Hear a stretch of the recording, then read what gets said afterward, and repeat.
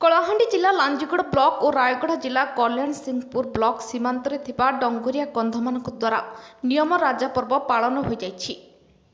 ରାଜ୍ୟର ବହୁ ଚର୍ଚ୍ଚିତ ନିୟମ ରାଜାଙ୍କ ନିୟମଗିରି ପାହାଡ଼ ଶିଖରରେ ଥିବା ଅଁଳାଭଟାଠାରେ ଦୀର୍ଘ ବର୍ଷ ଧରି ପୂଜା କରି ଆସୁଛନ୍ତି ଡଙ୍ଗରିଆ କନ୍ଧ।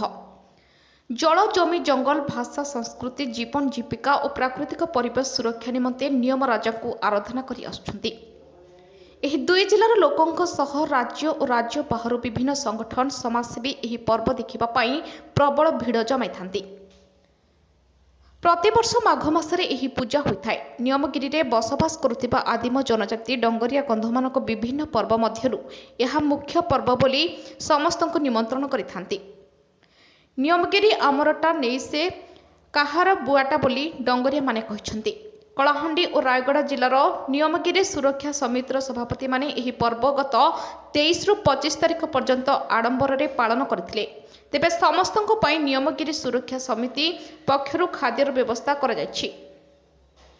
କଳାହାଣ୍ଡିରୁ ପ୍ରଭୁରଞ୍ଜନ ସାମଲଙ୍କ ରିପୋର୍ଟ, ଜ୍ୟୋତିପ୍ରଭା ନ୍ୟୁଜ୍।